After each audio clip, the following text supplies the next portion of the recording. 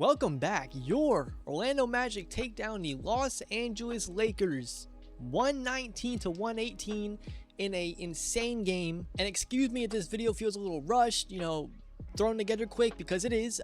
It's past 1 in the morning. I'm already, I'm feeling a little under the weather, but this is just an opportunity, a game that I could not pass up to talk about. First of all, let's get into the circumstances of tonight. The Magic coming off the second of a back-to-back where we take a tough loss to the Los Angeles Clippers last night, a game where the Magic didn't look that great. The offense was a little sluggish, just didn't look pretty at all. We had to come off, play a second night versus the other LA team, which so far this season has been playing better basketball. So a tougher opponent on the second night of a back-to-back, and we go into this game missing 3 starters: Wendell Carter Jr., Paolo Banchero, and then Kentavious Caldwell-Pope had to miss today because of the birth of his child, so congratulations to him. And on top of all of that, like I said, this LA team has been good this season. They are not a walkover by any means. They are undefeated at home, 7-0 at home. Were 7-0 at home. They were on a 6-game win streak. Pretty reminiscent to us, actually. We were, that Clippers game was breaking our 6-game win streak. We are 7-0 at home currently, but we are still 7-0 at home, unlike someone else now. But yeah, going into this game, the odds were not in our favor. But we know one thing about this team is they're going to fight. We had a very similar win to this last year. I believe it was the Denver Nuggets win when we were down a whole bunch of players. I think even more than tonight. Paolo Banchero had his first career triple-double, I believe, and we beat the Denver Nuggets on the second night of a back-to-back. This time, the opposite side were missing. Franz Wagner was out last year. Paolo Banchero was out this year. And this game was a fight. This was not by any means, a game of runs. This was back and forth all game. I think the biggest lead of the game was 10 by the Lakers. I don't think we led by any more than 5, even if that. I don't even know if 5 was our biggest lead. But we come in tonight and we do what this team has always been taught to do, and it was fight on the defensive end. The offense tonight looked actually really good for the most part. We had, obviously there was still some kinks to be worked out. We were, down 3 starters. New rotations were being used. Jet Howard got some play time tonight. Cole Anthony saw some little bit more shine tonight. Gary Harris was inserted into the starting lineup for Kentavious Caldwell-Pope. And while this game was dominated in the box score by a couple players, this was an all-around team effort tonight. Everyone chipped in a little bit. Goga Bitadze gets the AD matchup, a very tough matchup. AD was a handful for us all night. There was 2 players on the Lakers that were really a handful for us. AD and, of course, LeBron James. Anthony Davis had, I believe, 39 points. And then LeBron finishes with 31, so 70 points combined by the Lakers' 2 stars tonight. But yeah, team effort tonight. Goga, 15 rebounds. Gary Harris came into the starting lineup, 3 of 6 from 3.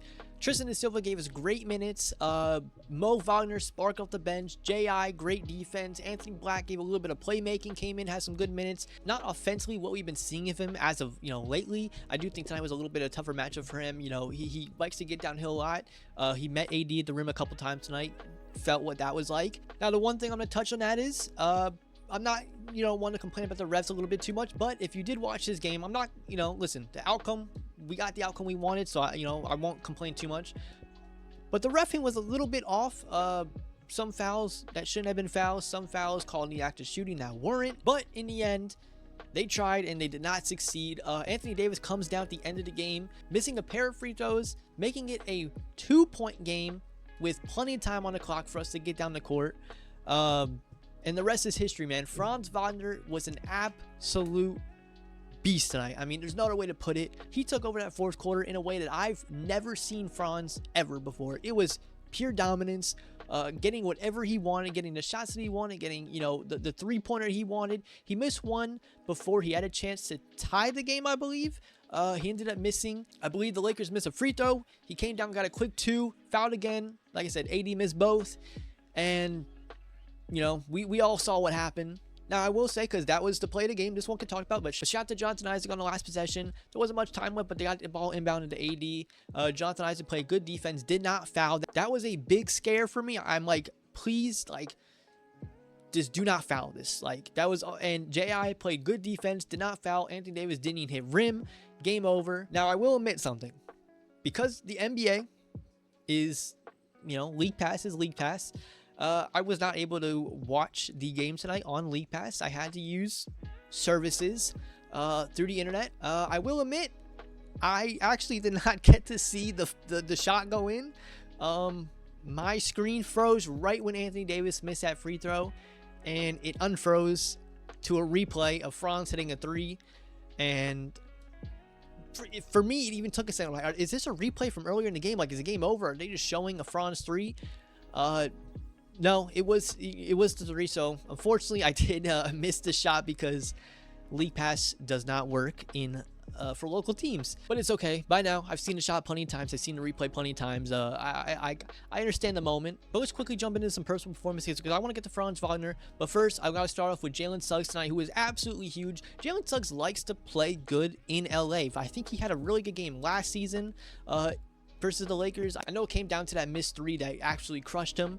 I'm glad he got his revenge this season. 39 minutes tonight, 23 points, 5 rebounds, 5 assists, 2 steals, 2 blocks. Shot 5 of 13 from 3, so not bad at all. Did Jaylen Suggs things, gave his effort, was getting beat up down there a lot tonight. As always, that's a typical Jaylen Suggs game, just getting absolutely destroyed, falling to the ground. But overall, did make some huge plays for this team. Would not have been able to do this without him. And then we had former Laker, by the way, Mo Wagner. I think he was drafted by the Lakers. 18 minutes tonight, 19 points, 5 rebounds, 4 assists. And listen, Mo Wagner is fearless when it comes to going to the rim. I think if you watch him, you know that. That man went right at AD multiple times. He went right at LeBron. I mean, like, he does not care who is underneath that rim. You can take the greatest shot blockers, paint protectors in history, and Mo Wagner will go at the rim fearlessly. Sometimes it works out, sometimes it doesn't. But tonight, once again, he proves that he is just he's a great spark off the bench for this team. I've talked about it multiple times. The bench needs an offensive spark. Something we had last year from Cole Anthony, who has been pretty MIA this season. But Mo Wagner has stepped in, provided a great job in that role, and does it once again tonight. But unfortunately, sorry Mo, I think you noticed, but you were not the best Wagner brother tonight. Franz, let's get into it. Absolutely amazing performance. 38 minutes, 37 points, 6 rebounds, 11 assists. Let's not let that go under the radar. 11 assists and an extremely efficient night versus a good Lakers defense, especially with 80 at the rim. You know, Franz gets to the rim a lot in this game. 50% from the field, 40% from 3, almost 90% from the free throw line, and 4 steals. So the defense does hold up on top of that. Just an all-around great game. I can't say it enough. I think I've said dominant, great, amazing multiple times this video, but really just put the team on his back when we needed it. Had an off game last night, did not play well at all versus the Clippers. The Clippers did a great job defending him. I'm not taking that away. The Clippers are a very tough defense, but I'm glad that he took tonight as a way to respond, and he responded in a huge way, walking out of this road trip 2-1, which is you take those. Suns, Clippers, Lakers, you walk away 2-1. You take that every single day of the week, especially, you know, in the conditions that we were in going into this game. And the growth of Franz has just been unreal. I know last season in my 5 prediction video, I predicted Franz Wagner to be a most improved player, contender, even win it. This year, I did not double down on that. I said Jaylen, but am I a year too early? Was I a year too early to that? Can we start pushing the Franz Wagner most improved player agenda? I mean, I said most improved players usually are ones, you know, guys who are on that brink of stardom and kind of take the lead. Franz Wagner has always been solid his entire career. You know, he averaged 20 points the past, 2 years now. But the jump that we've seen this season, I know Paolo's injury is the main, you know, reasoning for that.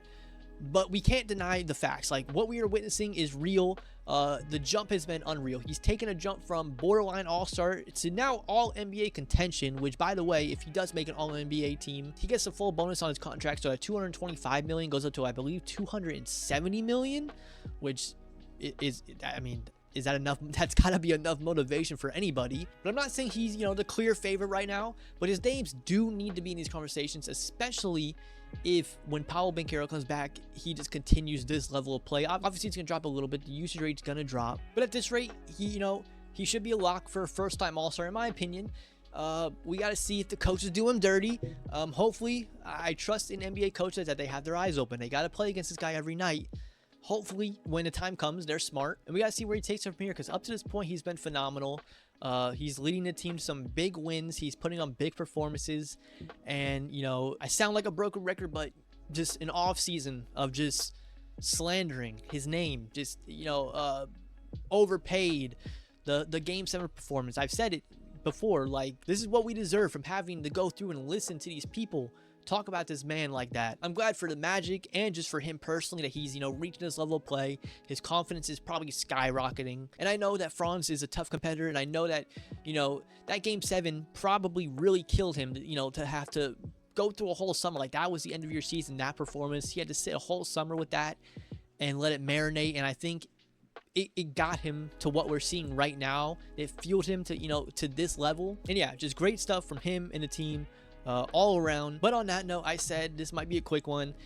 It's 1:50 in the morning. I have to edit this video. These 10:30 games are brutal for us in the East Coast. I think we know that. The Magic will be back at home this Saturday versus the Detroit Pistons. So hopefully we continue our streak, get 2 in a row, get another, you know, win streak fired up and going. And yeah, if you guys enjoyed the video, please feel free to like, comment, and subscribe. Comment down below. Just let me know how you guys are feeling about the game winner. Enjoy this win, and I'll catch you guys on the next one, and I'm out. Peace.